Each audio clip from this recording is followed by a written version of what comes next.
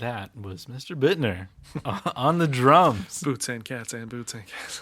No, you don't need to say and. You just say boots. Yeah, because the TS. Bootus. Bootus. Hi.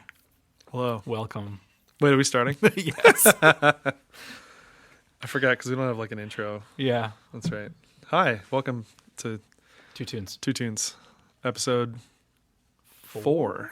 Yeah. It's the third inversion podcast. Third inversion. So what's been up? Not much. So as people are hearing this only a week will have transpired or whatever, however far apart we decide But to also it's going to be super release far these. in the future. Yeah.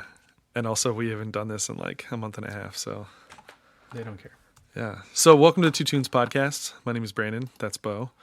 Hi. Both musicians, music teachers, music enthusiasts. And so the point of our podcast is to introduce you to a couple tunes and talk about them. You did a great job there. You're going to do that every time now. Oh, man. That was so good. Can you just like cut and paste? No, I wouldn't. No, because it won't feel natural. Yeah. So these two tunes are two tunes. And wildly different tunes. Wildly different. And I'm not impressed. I'm just saying. Oh. I am impressed. I'm like, that's cool, but like I'm like, whatever. It's not I'm not impressed. All right. It's not my cup of tea. So shall we start Well, no, with no, what like you're I not like impressed it. with? All right, so we'll start with your jam. Which I do like. So let me Let's just introduce a preface little it. bit of this. Okay. This is Movement 2 of the Cinnamon Grove, which is a 4-movement suite by R. Nathaniel Dett, who is a composer, as well as a music educator and stuff in the like 1920s, 1930s. He went to Oberlin, and he's from Canada, but he went to Oberlin. He studied at Harvard. He studied with Nadia Boulanger, which I found out, which I was like, holy cow. So his compositional chops are pretty legit. He has like over 100 different compositions to his name. I looked up some of the stuff. And Yeah. pretty cool. Yeah, it's pretty impressive, the stuff he did. I actually came across his name and this work in particular very randomly at the beginning of when we went into the original quarantine times back in like March, April Of 2020. of 2020. I don't know what I was even looking for. Something to enrich my students in our remote learning stuff. And I somehow came across Temple University's one of their digital archives, which is all of this like history of African American culture and stuff. And so they have like sections on advertising and sections on music and sections on art and sections on like all this just different stuff related to sort of like the African American experience. And in there was this piece. And I was like, oh, that's interesting. And then I checked it out and just thought it was really cool.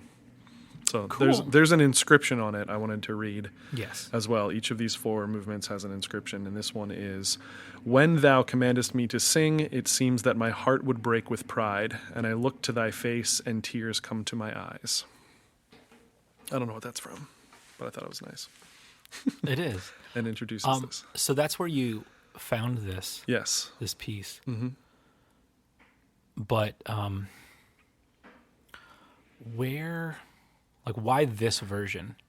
Like, did you explore? This was the any first further? one that I found when I searched it on Spotify, Okay. and I just liked it. I have listened to other ones, but there's sometimes it's that when you find that first version of something, that's just the one. It's the one. Yeah. Okay.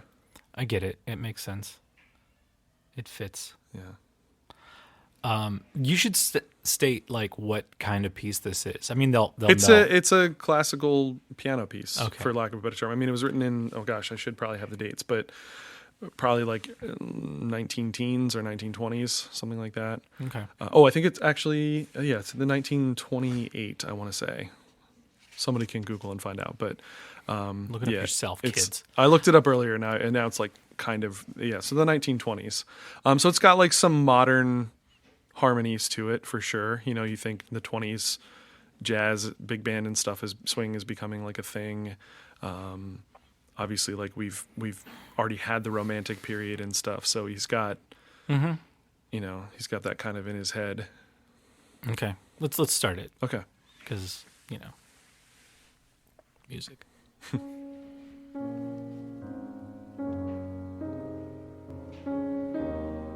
I'm gonna ruin it for a second. I just like because it popped into my head, so I'm like,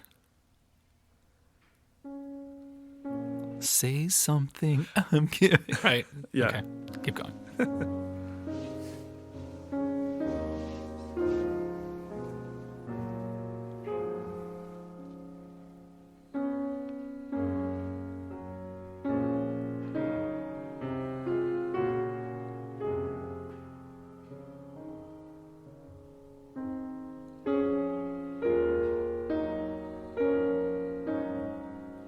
Yeah, I don't know what it was about this second movement too, because I could have played any of the four movements, but there's something about this one that I just keep returning to.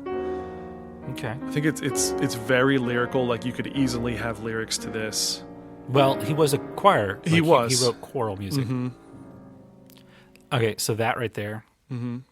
little sus. Yeah. classic, and like it just.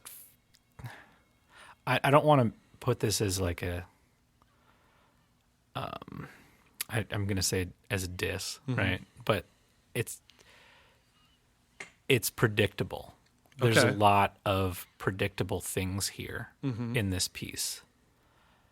Is there anything wrong with that? No, it's just like, so I forget what video, or there was something that this person was trying to explain like why people dislike different things, right? And it's like, people who are really into pop music might not like jazz, and they're like, well, why don't you like jazz? And it's like, it might be too complicated, but they're not going to say like, I'm an idiot. Right. But, and that's not what it is. It's like, well, I like to hear everything at like a mediocre level, right? And then the jazz person might be like, I don't really like pop because it's just too much of the same. It's not rhythmic Only enough. Four chords. Yeah, That's, like those are certain things.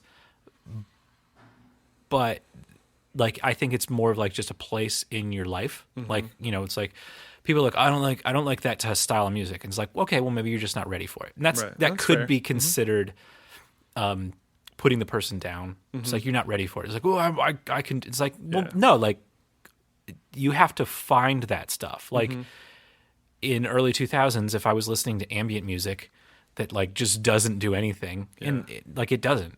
The ambient music I'm talking about, which is like lowercase noise, chords of Orion. These are all like ambient, which I would never bring on this podcast because they're like really long. Like he did like a 24-hour song. Oh my gosh. And it's more like you just do something and then you let the pedal board take over. Right. But I wasn't ready at that point. And then like also trying to just listen to just not noise, but you could like like it's weird. There was this like graph of like, you're not cool unless you're here, and then you go here, and then you go here, and then you're just like listening to crickets, right? And like, this is so cool, man. Yeah. And it's like like, I'm not gonna say crickets, but like I was close Right. to getting to that. Like, it's like, this isn't music. It's like, but it's soothing and it's relaxing. Yeah. And this is kind of that, but it didn't pop out. Yeah. Like, I think this is like maybe, and obviously like it's meant to be, it's a whole work. It's a 4-movement thing. Yeah. Like it's supposed to, you should listen to the whole thing, and I encourage everybody to, but obviously the movements can stand on their own. I think though that there's like hipness kind of like hidden in this. Like there's some pretty sophisticated harmonic stuff. It's actually, I have it on, like, I have a stack of tunes that I'm like, I want to analyze these, like do the harmonic analysis, because I just want to know what's going on in here. And I actually, it's on my stack. It's towards the top of my stack because the old stuff just stays on the bottom and then you just add to it. But, but it's one of those things like I want to get to and really kind of dig in and see what it is, because I just like it enough. Yeah. well, here's the cadence that I wanted to point out that was like, yeah, that's predictable. Yeah. Okay. It's a cadence. Right. Also, this kind of feels like this is stuff that you play at like weddings, maybe.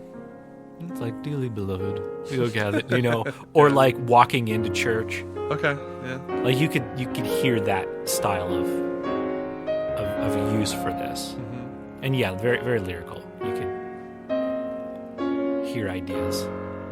I also have heard this in my head as expanded arrangement, like for orchestra or wind band or something. Yeah. In fact, I think I would like that better than this. I think I actually started it for wind band.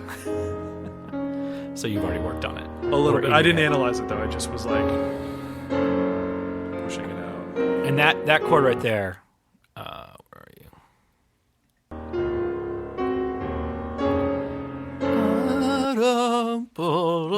Right, like I hear other things in there, and this is. But for me, right now, like 10 years ago, I'd be like, "This is so good," because it's reminiscent of the Romantic period of solo piano, which is great. But then Ravel, who is basically the other Ravel. What was the other guy's name? Rimsky-Korsakov? No. No. Anyways, we could just name Debussy? Like yes. French? Yeah. So Ravel and Debussy are kind of okay. They're very similar in my mind. This isn't like that, but it could be. Okay. It's a different take on that kind of same thing for me. And these are your personal opinions on all this.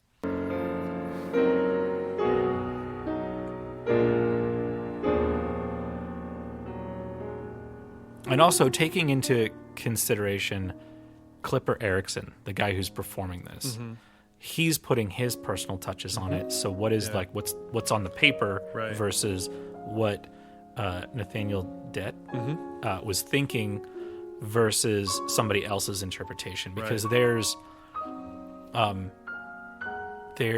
bunch of like, I have an album. It's on my list. I love that, just like tiny little, like it just gets to that. Yeah. Do you want me to rewind? Sure.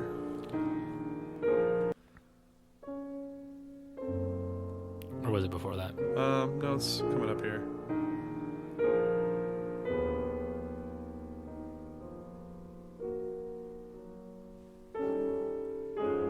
Maybe it was before. Yeah, it was. Oh, no. Yeah. But, well. But either way, it's like, there, that little soft little just landing spot, and then this chord. Which that's not that's kind of like, oh, but then it goes, then it's moving into. It reminds me very much of like a solo jazz pianist, just like kind of working through like a little cadenza or something, getting to the end of the piece. Which could be what this, like maybe it is. Yeah, some influence of that for sure. But right, like and a little tag.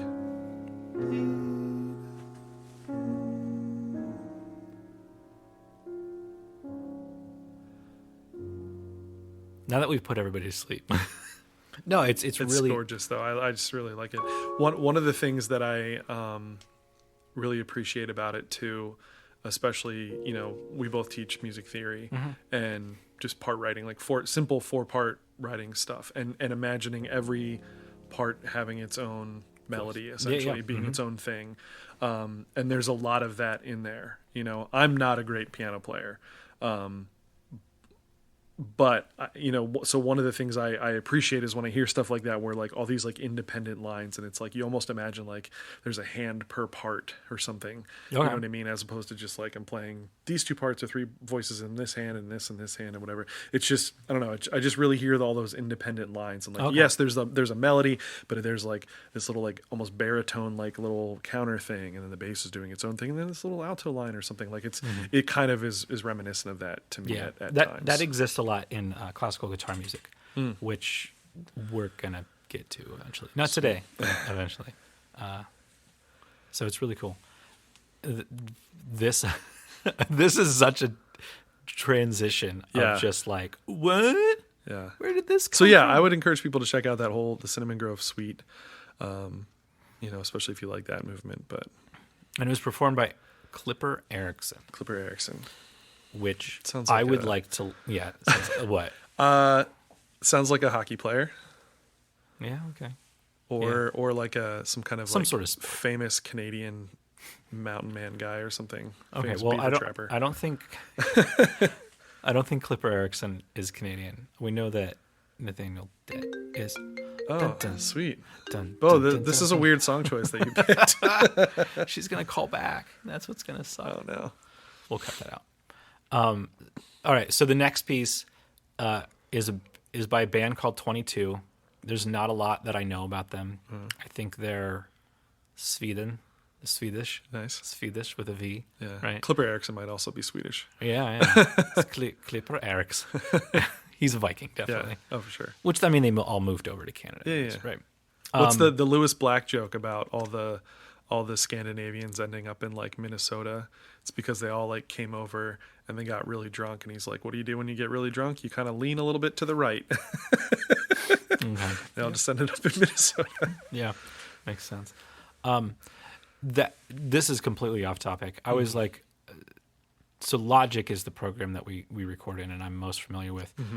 Every update they've included, or any big update, they've included a sample song, and it's like a popular song. So like they had a Foster the People track, Helena Beat is a song, and like it has all the tracks, and like even like basically like just use Logic to make it, and so we can give it to people. And then then the next update was Beck with Colors, and then the most recent update is with Billie Eilish. Oh wow. Which this ties into how you would say, like, everyone's like, oh, it's Billie Eilish. Well, she's Irish, maybe. I mean, she's American, but like, yes, yeah. yes, but like her ancestry is probably like her brother's name is Phineas, Right, yeah. Which so say Billie Eilish in an Irish accent. Jeez. Can you? So I like doing accents, But now I put you on the spot. but now you put me on the spot. Well, I mean, I'll do it after you. Billie Eilish. Okay, I was thinking Billie Eilish. Billie Eilish. Like Eilish, Yeah. right? Okay. So then it's like, oh, okay. It's Eilish. It's not Eilish. It's Eilish. Right. Okay. Maybe we should have her. I know, it's so dumb. So dumb. It's the Erickson thing, right? Oh, sure. Yeah. Anyways, so the band is called 22. And the reason that Named after a Taylor Swift song. Yes, they're named after, well, that's how I found them. Right. Is because I have a guitar student who wanted to learn 22 by Taylor Swift, and every week I'd like bring it up in iTunes and not really see. But the album art is pretty interesting. It's like geometric shapes, but it's a head. I don't know. It's weird. So I was like, oh, I wonder what that sounds like. The album name is Are You Creating Lim 1? Let me pull up this. Yeah, the album art is definitely interesting. Yeah. So It looks like something you'd see on. I get like Breaking Ben vibes. okay, Just new metal. Yeah, This is not. It just looks like it's gonna maybe have that kind of Yeah. thing or something. Yeah. So I listened to it and I'm like, oh my god, this is weirdly amazing, but also like weirdly bad. Like I don't know if they're being complicated, which goes back to the previous statement of like that's what intrigues me is the complexity of music or something that I haven't heard this before. Like that's weird. When you just like, oh, it sounds like church music. I'm like, that's cool, awesome. I'm not going to say it's bad because like I don't think there's any bad music. I think there's bad performers, but there's not bad music. right. But some things just don't intrigue me as much as complexity. Yeah. So that's or oddness, which is like I've never heard that before in this genre or whatever. Yeah. So this jumped out at me when listening to the first track. But the reason I said it's bad is like either doing like some really cool math rock type stuff, or they just don't know how to play their instruments. And it's kind of like the borderline there. Okay. Yeah. Where it's like fashion as well. It's like, you know, you it's a circle where you start off being like, I don't know what you're wearing, and then you go all the way around and you're like, oh my god, that person has such good fashion sense, and then they just cross over back over like it's about to get to 12 o'clock, and then you cross over to the other side where you're like bad again, which is like wearing meat dresses, right? Sure. It's like is that good fashion? I don't think Yeah. that's good fashion. But there's people like that are like they kind of exist on the border of like that's horrible. Yeah. but they can pull off like really good things. And this is kind of where this is. It's like either they're really, really good, or I'm just an idiot. Yeah. So this one's called A Mutation of Thrushes. Mm-hmm. And the reason that I chose this song is because of the lyrics, which apparently... Because you had originally sent me a different one of theirs. Yeah. So when I sent you this, I was listening to like the whole record. Mm-hmm. And I'm like, I don't know which song, because it was like brand new in my mind Mm-hmm. as well. Mm-hmm. And I wanted to be like, what do I think is the coolest song? Right. And like the first track is the track that I'm like, oh my God, this is so good. Or it's really bad. And then I got down to this, and this one just has a cooler lyrical idea to it. Mm-hmm. So, like A Murder of Crows, or I can't rename of any ones that are real. So anyways, it kind of has that idea, a blank of blank. Mm-hmm. So a group of people. Stink bugs, it's called an intrusion. Okay, so an intrusion of stink bugs. Yeah. Okay, so like that's like glimmer the whole, of unicorns. Yes. So all of that type of thing is the verse. Right. The verses are just that, but said super fast. So you might not be able to pick it up, but we'll play it here. And by the way, I got to turn it down because it's a drastic volume difference between this and the last song. So we'll do a test.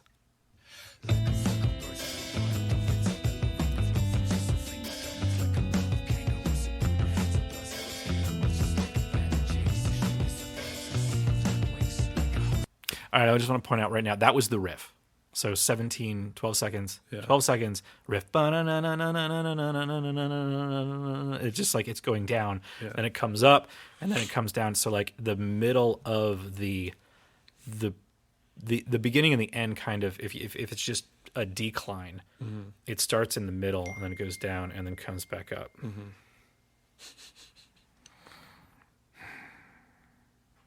I mean, I can technically take all that out because it's on a different track. Yeah. And no one's going to know what I'm talking about. Leave it in. I will. Leave it in. All right. So back to it. Oh, by the way, lyrically, like a flock of birds, which is really like a flock of seagulls, or a pod of dolphins, a bellowing of bullfinches, a fling of dunlings, like a mob of kangaroos. That one I caught. Yeah. Is that a real thing, though? Must be. You can look it up. Like there's a whole. Yeah. I actually did this a few years ago. In one of my I think in one of my music theory classes, because we get weird in there sometimes, and we were somehow talking about like group names of animals, and there's like a whole Wikipedia thing about it. That's how I learned about the stink bug one. Yeah, but I don't know if this is real. I have a feel like, why would you not? Like a host of sparrows. Probably. Is that what it's called? Probably. There are some really bizarre ones. A down of rabbits. Yeah, I believe so. Okay. Anyways. Isn't like Watership Down? Sure. That's like, yeah. Sure. I don't know. I mean, things make sense. I'm telling you. A game of whales. A quiver of... I thought it's pod of whales. That one's a little... Yeah, exactly. Well, it says a pod of dolphins. Oh. Animal group names. A nest of hornets. Googling this right now. A kettle of hawks. I don't think Nest of hornets, I think, feels right. I don't know. Either way, let's listen to the song while you look that up. Cool.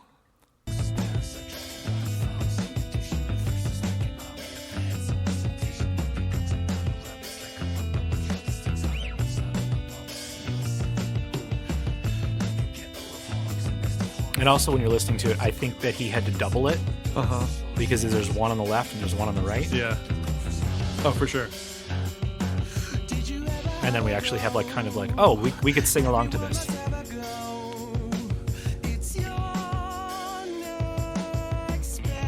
And also the simplicity of the drums.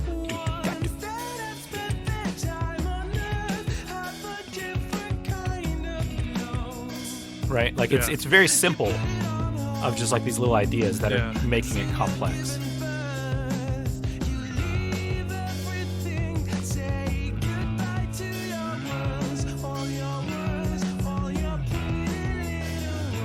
I still can't figure out who they remind me of. Okay.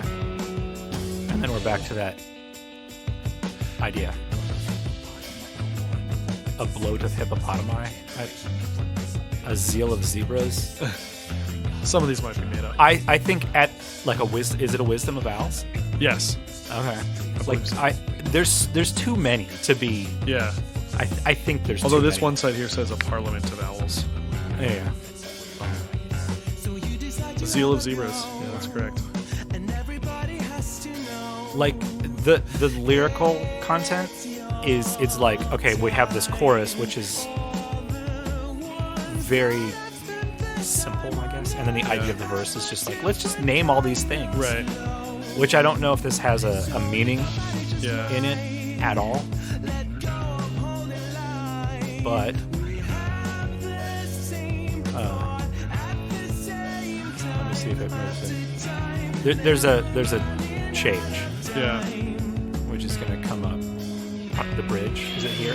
Yeah. Yeah, it's right here, right?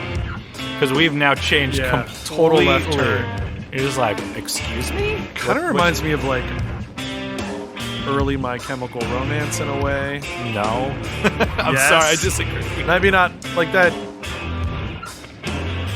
A little bit, just like where they'd have some of those like left turn kind of things in the middle of a tune. So like before three, Maybe on Three Cheers. Three Cheers. Yeah, not the album before that, not the Weird Vampire one.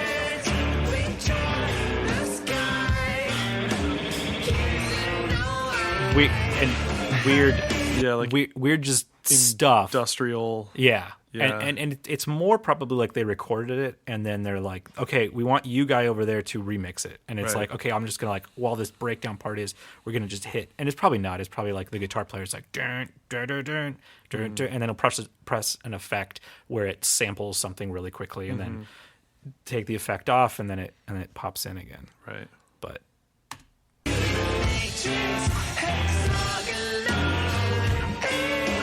this is just your goosenecking. Yeah. There's a little bit of Muse in there as well. I Little still bit. can't. There's somebody like in my brain that Is I'm it, like, this band sounds like wait, this wait, band, but I can't think of who it is. Mars Volta? Ah, that's it. This is Mars Volta. It's yeah. That's what it is. Mars Volta's way better than this band. Yeah.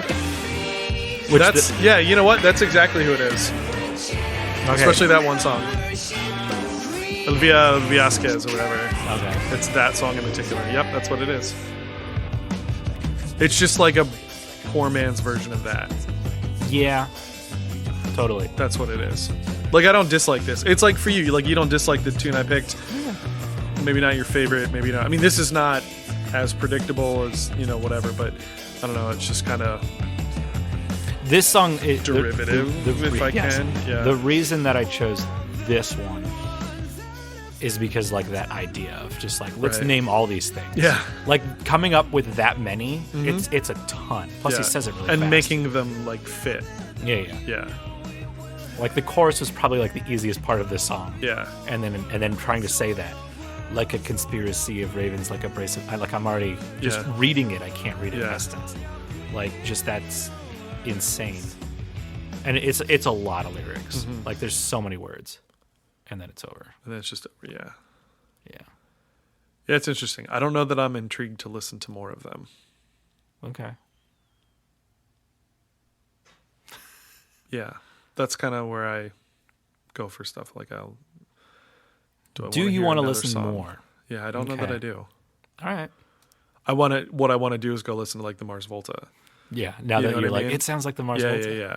And it totally sounds exactly like that one song, It does. which is such a good song. Now, like now I want to go listen to that. But so this is the song that this is not on there. I mean, it is on there. It's from that album. It's called Inspect. This is what drew me in. I'm like, let's listen to the record. So weird chimes. Kind of sounds like last week's song. Yeah.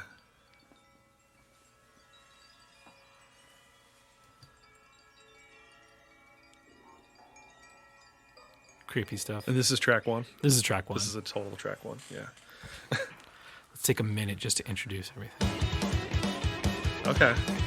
Which this is not a Mars Volta thing. No. This is actually might be like an At the Drive-In thing. Yeah. So then Sparta, was that the band that they split into? Sparta and Mars Volta. I don't know.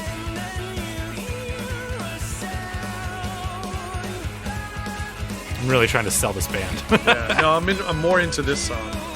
Yeah. But then I'm gonna skip.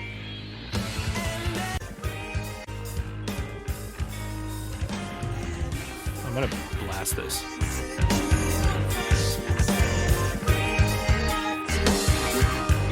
Right, like right there, it just feels like. Do you know how to play your instrument?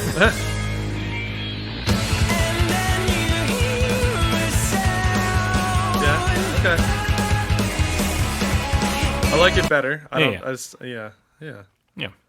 That's good. I've been burnt too much lately of finding. I find like a tune that I like, and I'm like, oh shoot, this is cool. Like, let me go listen to the rest of the stuff. And the rest of the record sounds like crap. Yeah. Or like, to be honest, there are a lot of like newer artists, so they don't even have like albums. They like maybe have a bunch of singles or like maybe an EP or something. Yeah. But it's just like, nope, that's the one song. You got the single and it's good, but that's it. And it's been kind of disappointing, not in the fact, okay, cool. Now I have this collection of little one song things that I like that I'll add to my, playlist and stuff, but it's just like, I want to hear more good music like this. Yeah. And you don't have it. I understand that. Like, you build something and then you release it. You build something, you release it. Like, that's the way the music industry started. Right. So it's like, it worked before. Yeah. It should work now, and our attention span is whatever. Yeah. But I really want an album. I want when I discover a band, I want to go and be like, look I've got 12 songs now. Yeah. I can dig through this instead of like, ooh, that was really good. And then you go and it's like, oh, this is it. Yeah. And they have no, like, is there more coming out? Right. And it's just like, no, it's just, this is it. Yeah. Which is not what I did when I released my new album, One, Roman numerals, by Echoes in the Well House. Oh, it's on all streaming platforms. It's ambient guitar music. Right. And it's all technically live. So there's a lot of mistakes. Live there. in studio. Sure. I mean, in my studio. Yeah. That's a thing. People doing live in studio albums. Yeah. Which you should all go stream on. And this is going to come out in January. Yeah. Yeah. This is a chill episode. It was. Yeah. It's a gloomy day. We've been teaching online strictly. Yeah. Welcome to 2020. While, so it's draining, man, but always good to hear some new music. Yeah. We'll be back next week with 2 more tunes on the 2 Tunes podcast. Yeah. Should we go nostalgia or should we go new? I've been trying to vary up at what I pick each week. Like not even necessarily like more genre wise than anything. All right. So people at home, go check us out on the Instagram at 2 Tunes podcast. That's TWOTUNES podcast. All one word. Yeah. And do they have spaces? Or be you could do like underscore, or you could use the number 2. And I don't know. You're right. Yeah. Anyways, 2 Tunes podcast on Instagram. I guess that's our only social. Yeah, we have an email address. We have an email, which is also 2 Tunes podcast. Or 2 Tunes podcast at gmail.com. Yeah, don't do that. Just DM us on Instagram if you want. Yeah, and suggest things. Even like themes. Themes would be great. I would appreciate having themes from people, like what's either genres or cover songs or whatever. Anything you're like, do this. Like if we get this up and it's actually running, Yeah. And we could be like, hey, here's a Valentine's Day episode. Yeah. Here's a 4th of July episode. Yeah. Which would be weird. But actually, never mind. I want to kind of do that now. It's just some like what would cool be the Americana 4th? stuff. Would it? Would it though? Yeah, I don't know. Songs against Britain. Protest songs. Yeah, protest songs. Yeah. Cool. On our next episode, protest songs. Protest songs. Well, thanks for listening, everybody. Yes, and we'll see you in the future. Is that our new sign off? Sure. We'll see you in the future. Jack the Reaper.